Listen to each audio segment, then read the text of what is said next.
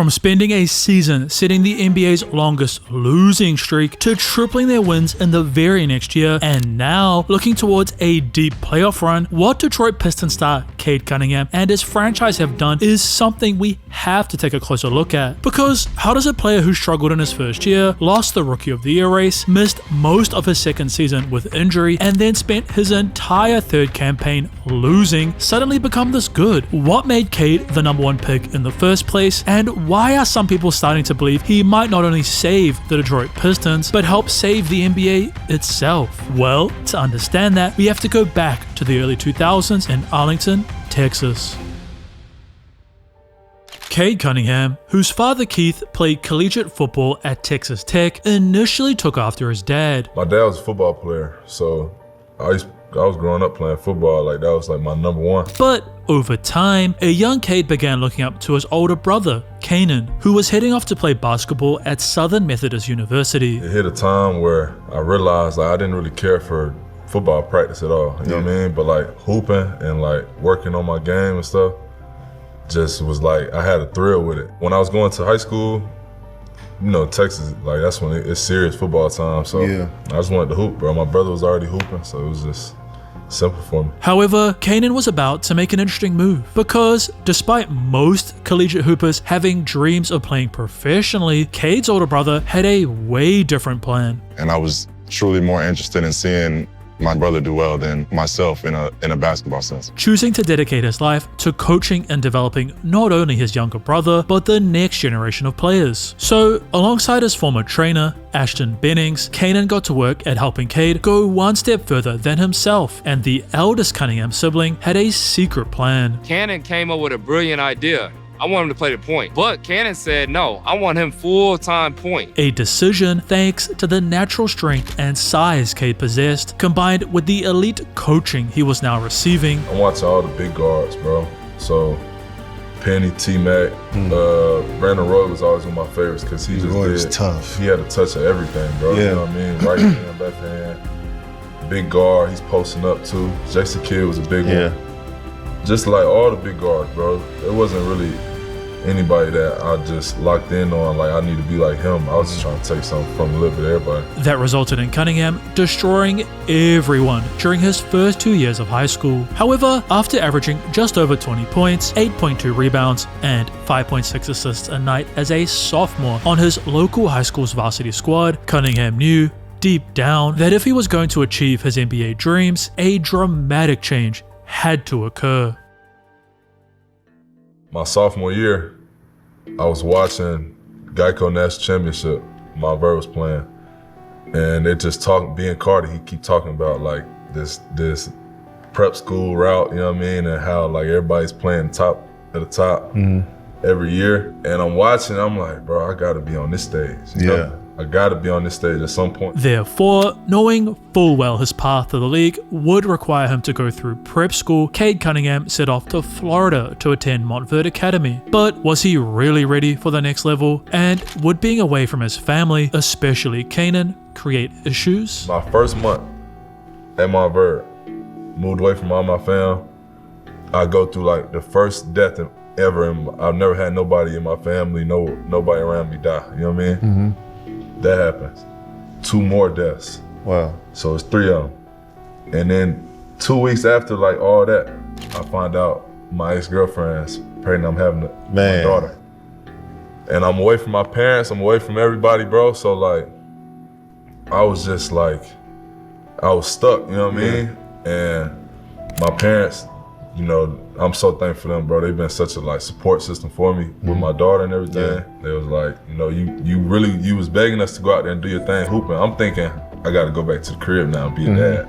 Hoop is done for me. You thought she was done? I thought it was done, bro. Thanks to the backing from his parents, Cade was allowed to focus on one thing and one thing only, ensuring he makes it all the way to the NBA. And after losing in the national semi-final during his junior season, Montverde would remedy this mistake by loading their roster with potential NBA players for Cade's senior season. From top to bottom, the roster was filled with top 100 ranked players such as Scotty Barnes, Moses Moody,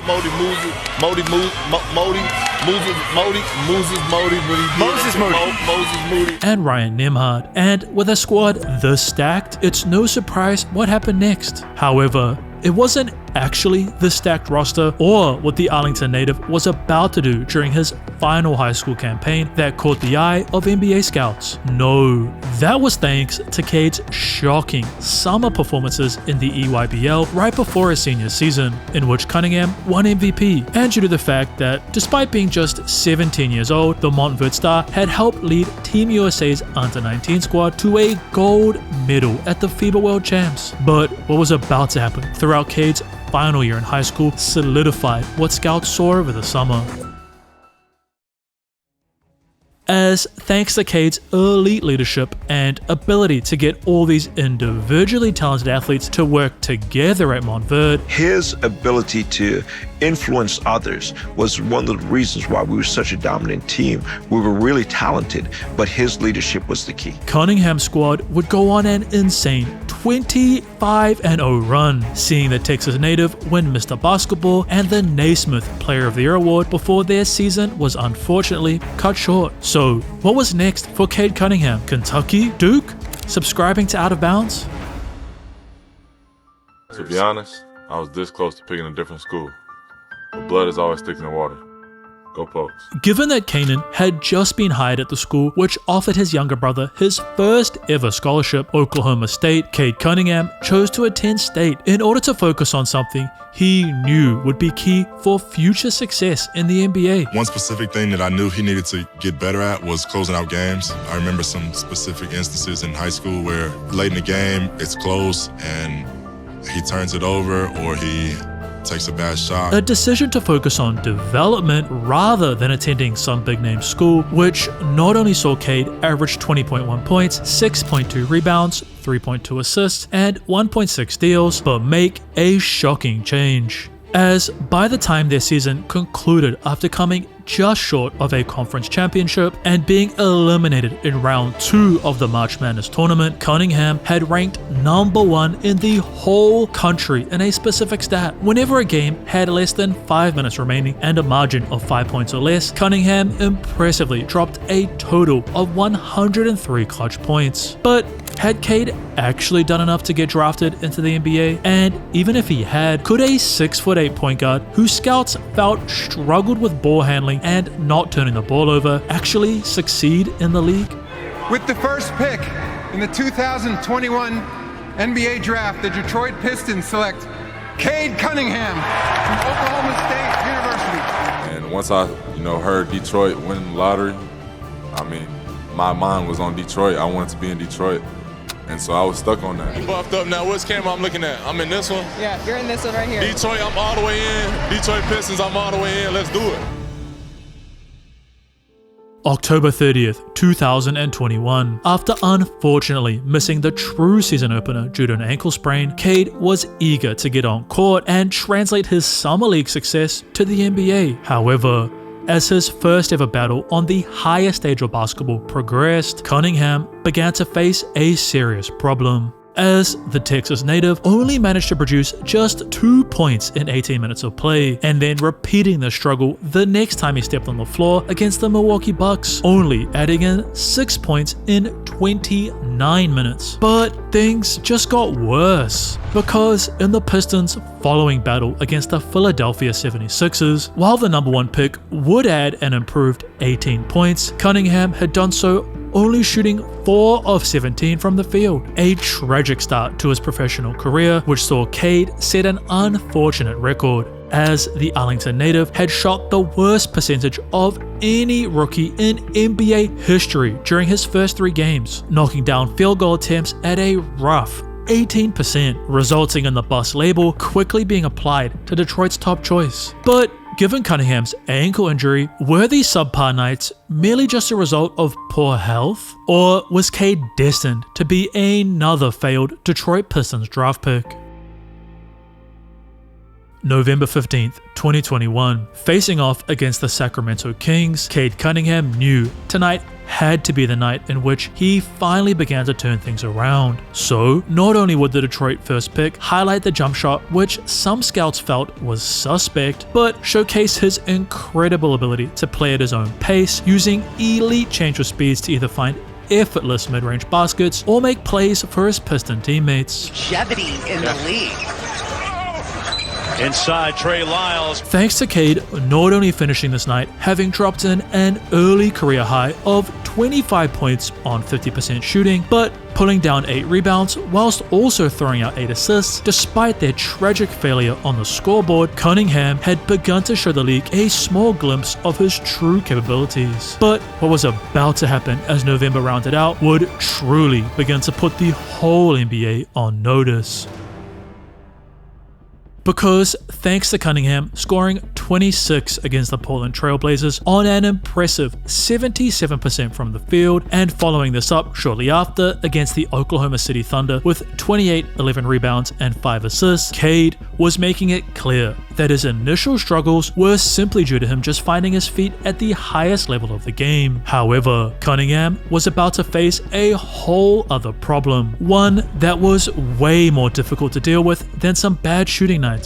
As despite scoring multiple 34-point games and winning Rookie of the Month in January of 2022, Cade's squad, even with the #1 pick, were still very much a franchise rebuilding from their championship success of the late 80s and mid-2000s. But even though Detroit had only managed to pull together just 23 wins all season, Michigan's NBA franchise wasn't worried. They used the 2022 draft to add a talented center, Jalen Duren. Marty told me to get right, so I'm gonna get tight. Nah, that's to pair with their fresh point guard, and planned out the massive leap the franchise hoped to take during the 2022-2023 season. Yet, what was about to happen to Cade and his Pistons was not only shocking, but embarrassing.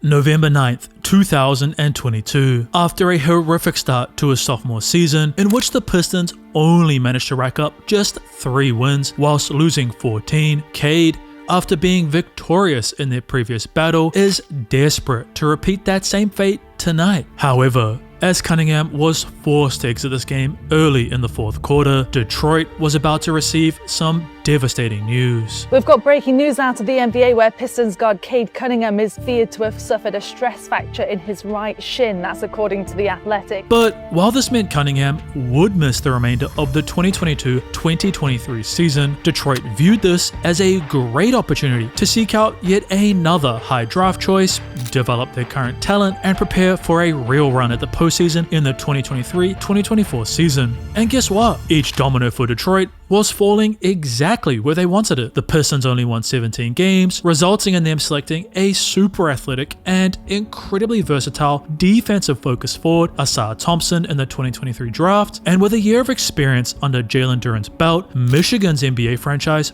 felt confident about their playoff hopes with the return of Cade Cunningham. Yet Detroit had one final move to make. The Pistons have their new head coach, and after weeks of conducting interviews, it's Monty Williams, the 2022 NBA Coach of the Year. A source confirms to 7 Action News there is an agreement in principle tonight between Williams and the team. The Athletic adds the contract is a big one. 6 years, $72 million. That's historic. With the acquisition of the leader who guided the Phoenix Suns to the 2021 finals, Detroit had made it clear that they were now done with rebuilding and were truly setting their sights on the playoffs. But with a point guard who had barely played a full season in the NBA, a second-year center who was yet to gel with his pick-and-roll partner, and an overall inexperienced roster, could they actually achieve their goal? October 23rd, 2023. After spending a literal year initially rehabbing, then dedicated to his development, Cade was desperate to show the massive leap he was about to take in his now third year in the league, doing so by highlighting how elite he was in the mid-range and how his big body, standing at 6'8" and weighing in at 220 pounds, was going to be a problem for rival guards any night they faced Detroit. But that's not all the number 1 pick was showing, as Cade also proved how capable of a playmaker he was, and how deadly the Cunningham Duran pick and roll was gonna be. Yet, as the clock was approaching triple zeros, Monty Williams would draw a play for his rising star to add to his 30-point total and propel the Pistons into the win column. Cade, up fake, and the shot. No! But even though Detroit had faltered on the final possession, their response against the Charlotte Hornets in their following game, and their home opener against the Bulls, in which Cade dropped a 25-10 double-double in another Pistons W, proved that the squad was legit, literally just a bucket away from a 3-0 start. Perhaps Michigan's NBA franchise would actually achieve their postseason goals. December 16th, 2023. Ever since their victory against the Chicago Bulls nearly 2 months ago, the Detroit Pistons have failed in game after game after game, and their loss tonight against the Milwaukee Bucks saw their streak standing near league records at an embarrassing 23 in a row. So, suiting up in Georgia 2 nights later to play the Atlanta Hawks, Cade Cunningham was driven to finally get his squad out of their losing ways and get them back en route to the playoffs. But Detroit was facing a very unique issue, one that most teams in the NBA never face. Because they've lost so many games, now nobody wants to lose to them. Every team that plays them, instead of looking at them as the bad Pistons, every team that they play, nobody wants the embarrassment of losing to the Pistons, so they're actually getting everyone's best right now. Meaning, even with Cade erupting for an insane 20-point final period in which he did anything and everything to try and grab that elusive W, it was ultimately Atlanta handing their rivals their 24th loss in a row. A tragic fate, which after the Pistons failed against the Utah Jazz in their next game and the Brooklyn Nets shortly after that, which saw Detroit now tied with the 2010-2011 Cleveland Cavaliers for the longest losing streak in NBA history at 26 in a row. Yeah, we're not 2-26 bad. You know what I mean? Like, no way are we that bad. So yes, I think we can turn it around. I think we can play a lot better brand of basketball. Resulting in those same analysts who once praised Cade now turning on him. Some guys have that it factor. I don't think Cade does. And it's not a huge, I'm not condemning him. It's just, you're asking him to take You're asking him to do too much, more than he is capable of doing. Combine this with the fact Cleveland had a literal witch cast a spell which broke their losing streak. Here's a real witch, Kathy. She has the spell to break the curse. You've assured me that this is it. So let's go ahead and do it and just shout it out, Kathy. All fans tuned in now, feel the power of the wow. With this black candle, I banish all this negative muck. I gotta light the candle. Here we go. With this white candle, I bring in gratitude and luck. With the black, we take back the luck that's truly ours. With the white, we play it right. The Cavaliers are winning stars. May their teamwork be flawless and each ball meet the net. Let all of the team's goals surely be met. I reverse the negative spell and make the Cavs strong and only do well. With harm to none, the spell is done. And Detroit failing to locate one of their own, would this horrific streak continue? Or would it come to an end in their back-to-back battle with the Brooklyn Nets? 41 points, 9 rebounds, 5 assists, 71% shooting from the field, 75% from 3, and 80% from the line. Insane statistics from Cade Cunningham, which generally would see the team whose player produced this line winning, right? Well, not for the Detroit Pistons. The losing streak reaches 27 consecutive games. That is the longest streak in a single season in NBA history. To make matters worse for everyone in the Pistons franchise, with their 28th loss in a row against the Boston Celtics, it appeared as if this record would not only never end, but perhaps never ever be broken due to how long it was becoming. Nobody wants this kind of thing attached to them, and You know, I was brought in here to change this thing, and it's probably the most on me than anybody. So, was the streak destined to last forever? Could Michigan's NBA franchise locate a witch to break the curse? Or would Cade Cunningham deliver on his promise to change Detroit's destiny?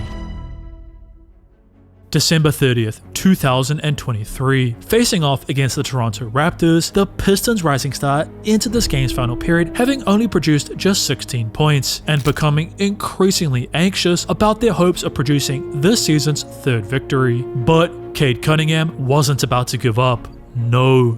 Bucket after bucket after bucket, all coming with such beautiful pace and expertise that no matter what any Raptor defender did, it wouldn't have impacted Cade. Saw the former first pick add in 14 points, bringing his total to 30, which only added to his insane 12 assists, resulting in the Pistons finally snapping their losing streak. Feel amazing.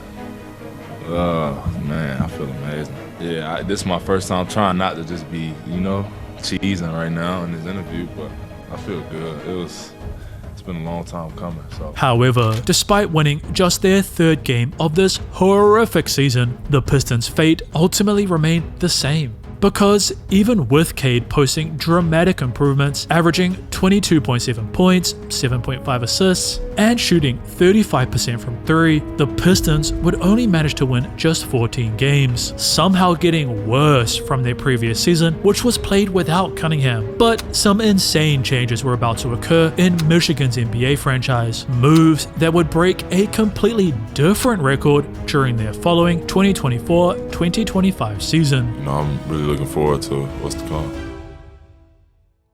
Team owner Tom Gores began his 2024-2025 campaign by firing their general manager and replacing him with a team president, Trajan Langdon, who immediately began filling the blatant holes in Detroit's roster, beginning by trading for a veteran leader in Tim Hardaway Jr., then signing former Piston Tobias Harris and bringing in Malik Beasley, a trio which totaled over 35 years of experience in the league and added crucial floor spacing for the Cade-Jalen combination. But Langdon wasn't done. Quite a shakeup in the Pistons organization just days before the NBA draft.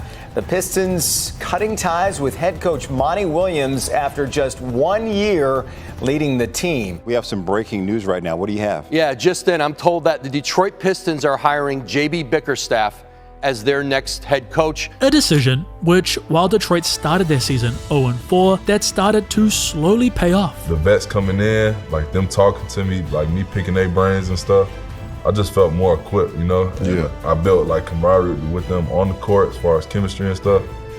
And we just all kind of rose from that. Because instead of snowballing into an even longer losing streak, the veteran presence on the Pistons roster saw them entering their late December road trip just 3 wins away from totaling last season's victories, standing at 11-17. However, this was only the beginning of an insane series of events.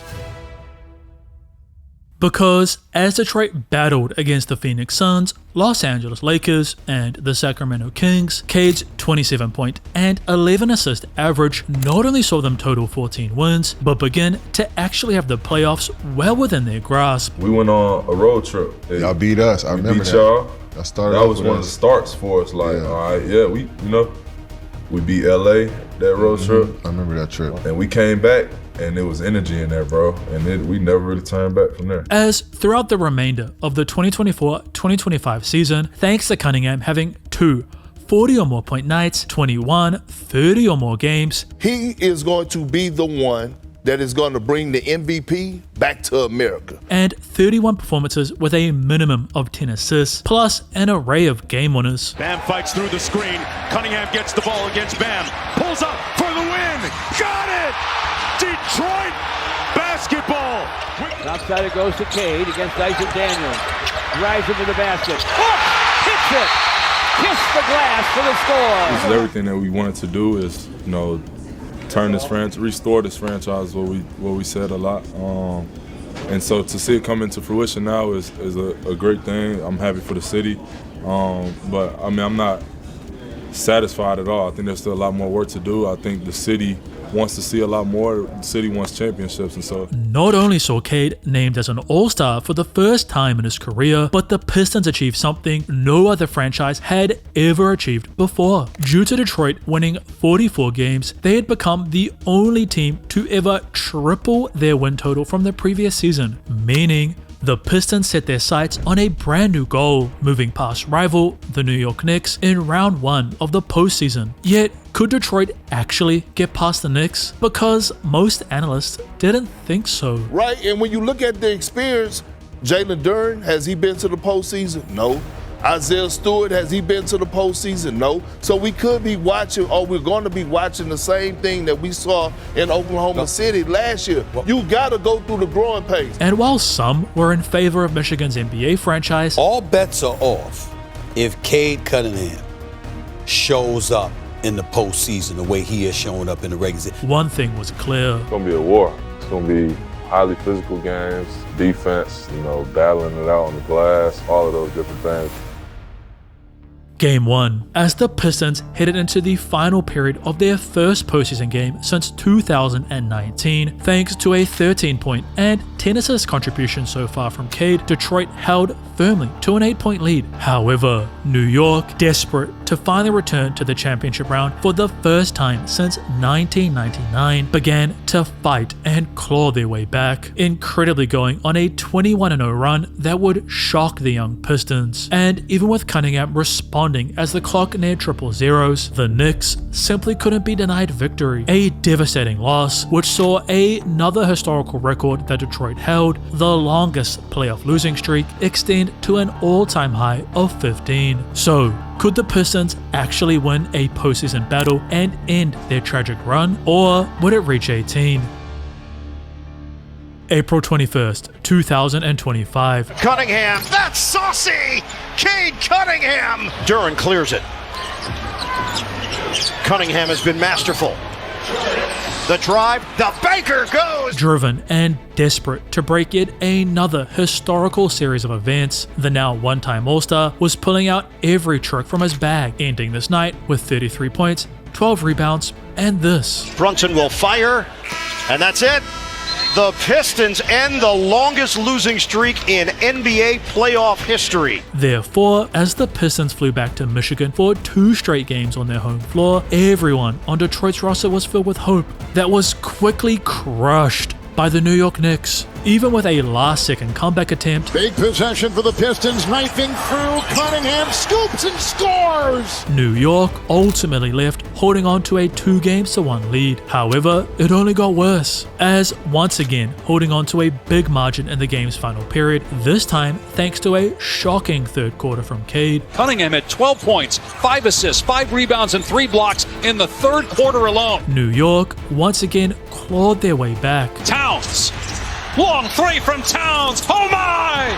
Karl Anthony Towns! But unlike games 1 and 3, the Pistons would actually get one final chance to redeem themselves. Cunningham driving, pull-up jumper, no good! Harris battling, loose ball on the floor. Picked up, Hardaway, 2 seconds left, puts up the shot, no! And the game is over! You go back and look at the film. The guy leaves his feet. There's contact on Tim Hardaway's jump shot. While the NBA would accept that JB Bickerstaff was correct, the devastating fact that New York was now just 1 win away from eliminating the Pistons remained. However, Cade Cunningham, after year upon year upon year of failures, wasn't just going to let his rival walk all over him and his franchise. No. So, throughout Game 5, the former first pick was unguardable. Cunningham.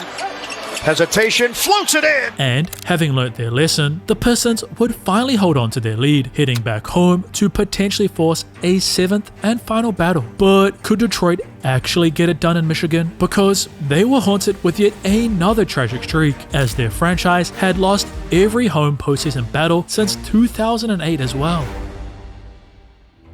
Game 6, 20.5 seconds remain, tie game. All the Pistons have to do on this possession is get one more defensive stop, and they would have earned the opportunity to force a win or go home battle during overtime. Thompson digging in defensively, 8 seconds. Brunson stops on a dime, launches, oh yeah! Movement, Beasley, Harris falls down. Hardaway, back for Cunningham.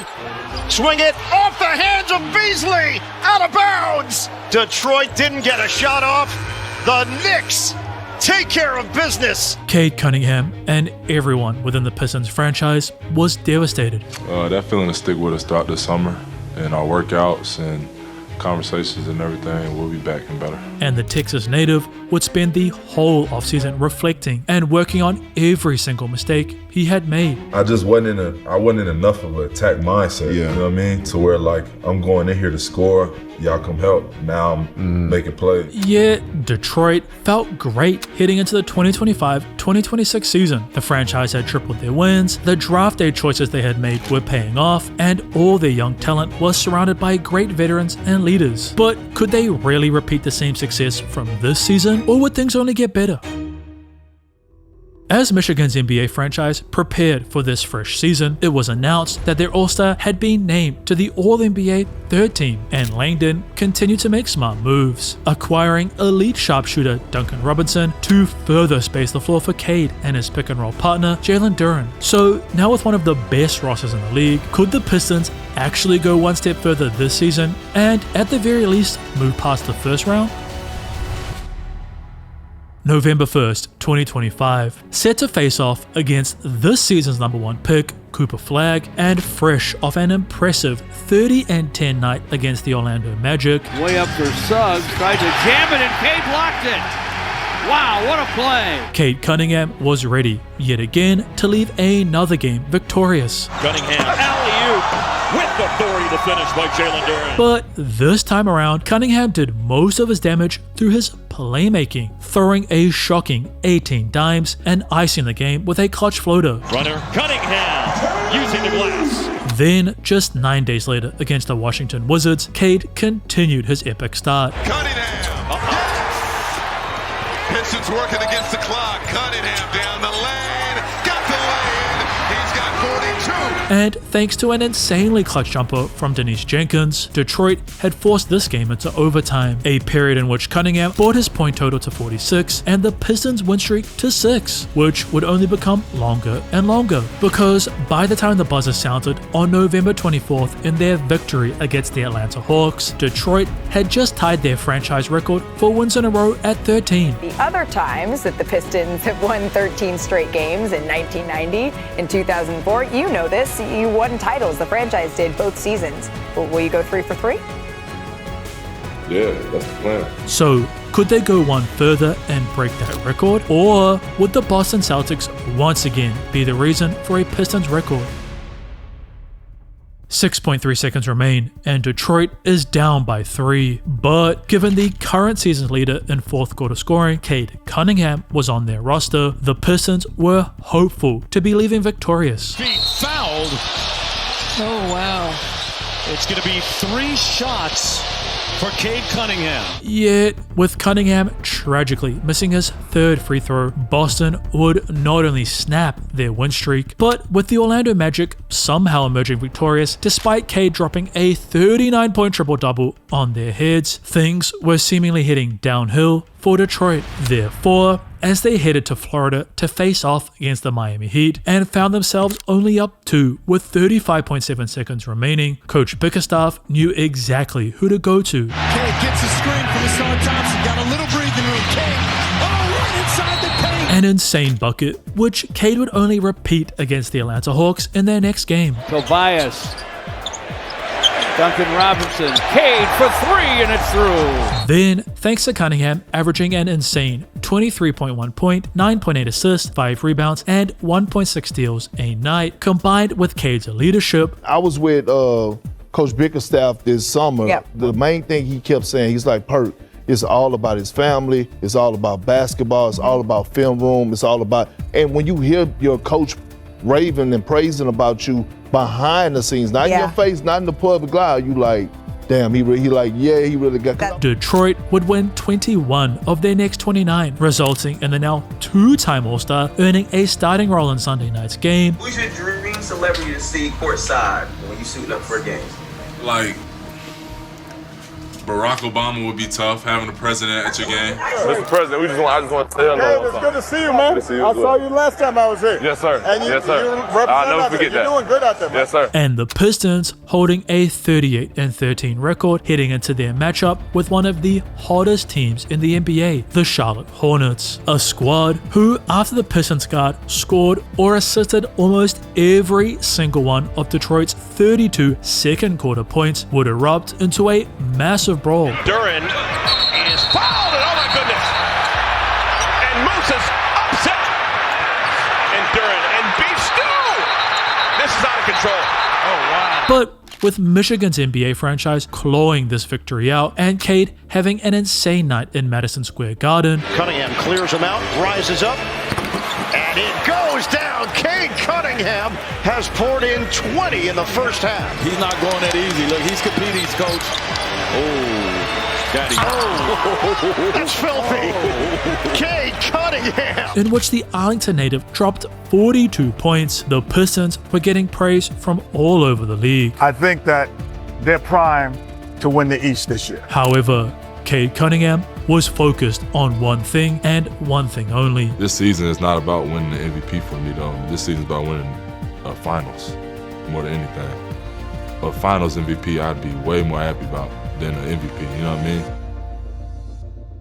A point which, as Detroit prepared to face off against the second seed in the Western Conference, a squad who the Pistons might just be facing off against in a mid-2000s finals rematch, the San Antonio Spurs, that Cunningham was desperate to prove. But the Spurs had a unique advantage over Detroit because not only did they have their own number one pick, 7'4" alien Victor Wembanyama, but they also had two elite young and big guards in 6'7" Stephon Castle and 6'6" Dylan Harper, a combination which saw Cade struggle, shooting just 5 of 26 from the field, resulting in a subpar 16-point night and a Spur victory. Yet Cade was never going to let a poor performance slow him down.